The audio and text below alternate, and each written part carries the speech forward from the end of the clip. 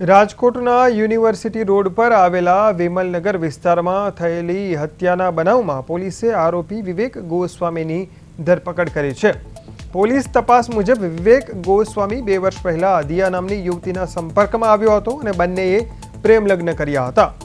જોકે બાદમાં દિયાની માતા અને દિયાના નાના પ્રવીણભાઈએ તેને સમજાવી પરત પોતાના ઘરે લઈ ગયા હતા। ત્યારબાદ આરોપી વિવેક દિયાને મળવા તેના નાનાના ઘરે પહોંચ્યો હતો, જ્યાં બંને પક્ષ વચ્ચે ઉગ્ર બોલાચાલી થઈ। મામલો વધુ ઉગ્ર બનતા આરોપી વિવેકે છરીના ઘા ઝીકી દિયાના નાના ભાઈ પ્રવીણની હત્યા કરી નાખી।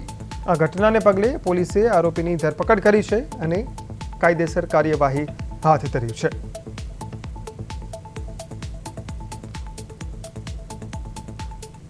કારણ કે આ દિયા છે એમના નાનાના ઘરે મોટા ભાગે રહેતી હતી।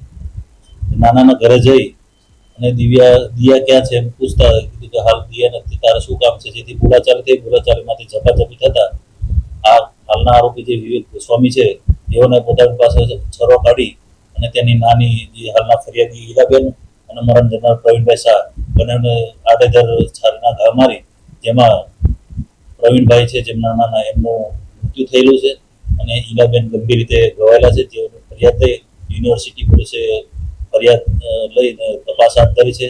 આરોપીની ધરપકડ કરી લેવામાં આવી છે।